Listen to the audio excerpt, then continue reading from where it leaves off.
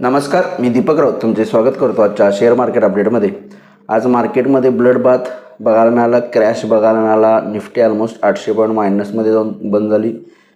Sensex जवळपास 2500, bank Nifty जवळपास 1900 point मायनसमध्ये बंद झाली. त्याची दोन कारणं आहेत मुख्यतः. एक, HDFC बँक 5% मायनस गेला आहे, कारण HDFC बँकेच्या चेअरमनने काल इमिजिएट अचानक रिझाईन दिलं आणि त्याचा परिणाम HDFC बँकेच्या शेअरवर झाला. आजच्या जी निफ्टी 800 पॉईंट डाऊन आहे त्याच्यामध्ये ऑलमोस्ट HDFC बँकेमुळे निफ्टी जो आहे तो 200 ते 250 पॉईंट मायनस आहे. म्हणजे एकट्या HDFC बँकेनं निफ्टीला 250 पॉईंट जवळपास खाली खेचलेला आहे. सेन्सेक्सला सुद्धा जवळपास 600-700 पॉईंट एकट्या HDFC बँकेनं खाली खेचलेले आहे. दुसरं रिझन होतं, काल संध्याकाळी इराणच्या एक मोठ्या गॅस फील्डवर इस्रायलनं हल्ला केला आणि त्याच्या परिणामानं इस्रायलनं कतारच्या गॅस पाईपलाईन्सवर गॅस प्लांटवर हल्ला केला आणि त्यामुळं मार्केट जे आहे ते ग्लोबली थोडेसे क्रॅश झाले. पण आपलं मार्केट जगापेक्षा, ग्लोबल मार्केटपेक्षा जास्त क्रॅश होण्याचं कारण होतं HDFC बँक. HDFC बँक जर आज एवढा मायनस नसता 5% तर निफ्टी एक 400-500 पॉईंटच्या आसपासच मायनस राहिली असती. पण 800 पॉईंट मायनस जाण्यामागं HDFC बँक आणि गॅस प्रोडक्शन, गॅस प्लांटवर जो इराणनं रिटॅलिएट हल्ला केला आहे त्यामुळं मार्केट पडलं. दुपारी मॉर्निंग सेशनला 400-500 पॉईंट गॅप डाऊन ओपन झाल्यानंतर मार्केट सस्टेनेबल होतं, रिकव्हरी करण्याचा प्रयत्न करत होतं. पण क्लोजिंगला दुपारी 2-2:30च्या दरम्यान परत पुन्हा एक जोरदार फॉल आला आणि 15 मिनटामध्ये निफ्टी जी आहे ते 250 पॉईंट पडली. सेन्सेक्स जवळपास 600 पॉईंट 15 मिनटामध्ये पडला. त्याचं रिझन होतं की सौदी अरबचं जे एक गॅस फील्ड आहे तिथंसुद्धा इराणनं हल्ला केला आणि त्यामुळं हे एस्केलेट होतं आहे. आणि एनर्जीचे जे प्लांट आहेत त्यामध्ये जर आता वॉर सुरू झालं तर मात्र खूप मोठी अवघड गोष्ट जगासाठी घडू शकते. हे फिअर मार्केटला राहिलं.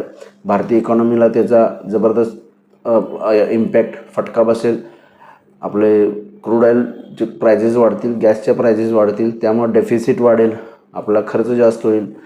या बऱ्याच अशा गोष्टी ज्या आहेत त्या मार्केट्सवर हावी झाल्या आणि मार्केट क्लोजिंगला आणखी जोरात खाली आलं. निफ्टी जो दुपारच्या सेशनपर्यंत जवळपास 400 ते 500 पॉईंट मायनस होता तो शेवटच्या 15-20 मिनटांमध्ये क्लोजिंगला आणखी खाली गेला. 2:30 नंतरनं जवळपास 800 पॉईंट मायनसमध्ये जाऊन जा आणि बिलो 23,000 निफ्टी गेलेली. परवाचा जो लो होता सोमवारचा 16 तारखेचा तोही आज निफ्टीनं ब्रेक केला, जी एक निगेटिव्ह गोष्ट आहे. त्यामुळे एक मोठा मेजर फॉल, ब्लडबाथ, एक क्रॅश आज मार्केटला बघायला मिळालं या सगळ्या रिझन्समुळं. त्यामुळे मला वाटतं मार्केट थोडंसं एकदम हादरलं ह्या गोष्टीमुळं की एनर्जी फॅसिलिटीजवर हल्ले व्हायला लागले तर भारताचं अवघड होईल. कारण भारताची एनर्जी डिपेंडन्सी कतारवर खास करून गॅससाठी आहे आणि क्रूड ऑइलसाठी संपूर्ण मिडल ईस्टवर आपण बऱ्यापैकी अवलंबून आहे. बऱ्यापैकी गव्हर्नमेंटचं दुसरीकडून गॅस खरेदी करण्याचे प्रयत्न सुरू आहेत. आपलं इंटरनल गॅस प्रोडक्शनसुद्धा 28% वाढलेलं आहे. क्रूड ऑइल आपण रशियाकडूनही घेतो आहे, US कडूनही घेतो आहे. त्यामुळं क्रूड ऑइल बाबतीत थोडंसं आपण बऱ्यापैकी सर्वाईव्ह करीन. पण जर क्रूड ऑइलच्या किमती वाढून राहिल्या तर त्याचा अर्थव्यवस्थेवर वाईट परिणाम होईल, ही काळजी आहे मार्केटला. गॅस जर बंद झाला तर हॉटेल इंडस्ट्री आणि डोमेस्टिक कन्झम्पशन इंडस्ट्रीला प्रॉब्लेम येईल. त्यामुळे मार्केटला थोडीशी काळजी आहे आणि या सगळ्याचा इम्पॅक्ट आज मार्केटवर बघायला मिळाला. मार्केट एकदम फिअरमध्ये गेलं. कुठलीही रिकव्हरी दाखवली नाही, एक मिनिंगफुल रिकव्हरी कोणतीही आज बघायला मिळालं नाही आणि वन वे क्रॅश म्हणता येईल मार्केटला आज आलं. त्यामुळे मार्केट थोडंसं फिअरमध्ये आहे. लोअर लेवल्स जर 23,000च्या खाली निफ्टी उद्या मेंटेन राहिला तर आपल्याला आणखी लोअर लेवल्स बघायला मिळतील असं मला वाटतं. त्यासाठी बघणं गरजेचं आहे की आज US मार्केटची काय रिॲक्शन येते. US मार्केटमध्ये जर रिकव्हरी आली तर मला वाटतं निश्चित आपण थोडेसे उद्या रिकव्हरी करू शकतो. अदरवाईज जर उद्यासुद्धा ग्लोबल मार्केटमध्ये पडझड आज राहिली तर आपणाला उद्यासुद्धा परत पुन्हा पडझडीचा सामना करावा लागेल. कारण अजून कोणत्याही प्रकारे मार्केटला रिकव्हरीचे चान्सेस आज आले नाहीत. गेले 3 सेशन मार्केट चांगलं रिकवर झालेलं, 23,000वरून ऑलमोस्ट 23,850पर्यंत गेलेलं. पण आजचा जो गॅपडाऊन झाला त्या हल्ल्यामुळं आणि HDFC बँकेच्या न्यूजमुळं त्यानं ते सेंटिमेंट सगळं हॅम्पर केलं आणि जो काही ट्रेंड होता गेले 3-4 दिवसाचा वरती जाण्याचा तो ट्रेंड चेंज झाला असं मला वाटतं आणि मार्केट थोडंसं वीक आहे जर 23,000च्या खाली मेंटेन राहिलं तर. मग उद्याच्या सेशनला ट्रेड करायचं असेल तर टेक्निकल लेवल्स फारसे नाहीत कारण मार्केटला खूप व्हॉलॅटिलिटी आहे, न्यूज बेस आहे. फक्त एकच म्हणता येईल, जर 23,000च्या खाली मेंटेन राहिली निफ्टी तर फर्दर लो लेवल्स आपल्याला बघायला मिळतील. मे बी 22,800 एवढा, त्याच्याही खाली 22,500पर्यंतच्या लेवल्स. 23,000च्या वर मेंटेन राहील तर 23,250-300पर्यंत एक महत्त्वपूर्ण रेजिस्टन्स आहे. 23,300च्या वर गेला निफ्टीत तर चांगली रिकव्हरी येऊ शकते, मे बी 23,500पर्यंत.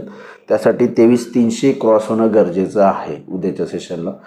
त्यामुळं वरती जायचं असेल तर ग्लोबल क्यूज पॉझिटिव्ह पाहिजेत. ब्रेंट क्रूड जे आहे, जे मिडल ईस्टकडून आपल्याला मिळतं, त्याचे दर खाली आले तर तो एक साईन आपल्याला समजू शकेल की कदाचित थोडंसं तिथली सिच्युएशन इम्प्रूव्ह होते. ट्रम्प यांनी ऑलरेडी स्टेटमेंट दिले की इराणवर कोणत्याही ऑइल फॅसिलिटीजवर आता आम्ही हल्ला करणार नाही आहे, पण इराणकडून मात्र हल्ले सुरू आहेत, ते थोडंसं काळजीचं आहे.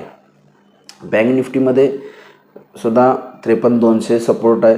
आजचा आणि परवाचा लो आहे सोमवारचा 16 तारखेचा. तर 53,200 ब्रेक झाला बँक निफ्टीमध्ये, तो फर्दर लो लेवल्स बँक निफ्टीमध्ये येऊ शकतील. 54,000च्या वर गेलं तर एक मिनिंगफुल रिकव्हरी येईल. इथून 54,000पर्यंत जाऊ शकतो, पण 54,000च्या वर जाणं गरजेचं आहे, कारण आज दिवसभर बऱ्यापैकी 54,000च्या वरती बँक निफ्टी सस्टेन होता. 1300-1400 पॉईंट मायनस होतं, पण शेवटच्या 1 तासामध्ये परत पुन्हा जे सेलिंग आलं त्यामध्ये बँक निफ्टीनं आणि फर्दर 500-700 पॉईंटचं सेलिंग जे ॲड केलं आहे ते थोडंसं काळजीचं आहे, ते रिकवर होणं गरजेचं आहे. त्यामुळे 54,200च्या वर बँक निफ्टी गेला तर फर्दर रिकव्हरी. निफ्टी 23,300च्या वर गेला तर फर्दर रिकव्हरी आहे. अदरवाईज 23,000च्या खाली निफ्टी आणि बँक निफ्टी 53,200च्या खाली गेला तर मार्केटला फर्दर विकनेस वाढेल असं मला वाटतं. त्यामुळे थोडंसं कॉशियस राहा, अलर्ट राहा. आणि न्यूज ड्रिव्हन आहे मार्केट. गॅपअप गॅपडाऊन्स आपल्याला निश्चित अजून बघायला मिळू शकतील. आज NSEमध्ये 380 शेअर्स वाढले, त्या बाजूला 2600 शेअर्स पडलेत. निफ्टीमध्ये एकच शेअर वाढला, त्या बाजूला 49 शेअर्समध्ये पडझड आहे. सेक्टर इंडिसाइजमध्ये सगळे सेक्टर्स मायनसमध्ये आहेत, जवळपास 2 ते 3% सगळे सेक्टर्स मायनस आहेत. बँक्स म्हणा, ऑटो म्हणा, रियालिटी, एनर्जी, IT सगळे सेक्टर्स जे आहेत ते 2%च्या वरती 3%पर्यंत मायनस आहेत, 3-3.5%. ग्लोबल मार्केटचा आढावा गेला तर युरोपसुद्धा 2-2.5% मायनस आहे सध्याच्या घटकेला. डाऊ फ्युचर्स फ्लॅट आहेत, 10-20 पॉईंट प्लस मायनस आहेत. जर US मार्केटमध्ये रिकव्हरी आली तर कदाचित आपल्या मार्केटला रिकव्हरी येऊ शकते, पण USला रिकव्हरी मोठ्या प्रमाणात येणं गरजेचं आहे. किरकोळ 50-100 पॉईंटची रिकव्हरी किंवा पॉझिटिव्ह इव्हेंट जर US राहिलं तर त्याचा फारसा आपल्याला उद्या उपयोग होणार नाही. 23,000च्या खाली जर उद्या निफ्टी राहिली तर वीकच आहे. 23,300च्या वर गेली तर रिकव्हरी येऊ शकते. या दोनच लेवल्सनुसार तुम्ही उद्या निफ्टीमध्ये ट्रेड करू शकता. तर बघूया मार्केट उद्या कशा पद्धतीने बिहेव होते. माझा व्हिडिओ ऐकला त्याबद्दल धन्यवाद. माझा व्हिडिओ जास्तीत लाईक करा, शेअर करा, माझ्या चॅनल सबस्क्राईब करून डेली अपडेटसाठी बेल आयकॉनला क्लिक करा. धन्यवाद.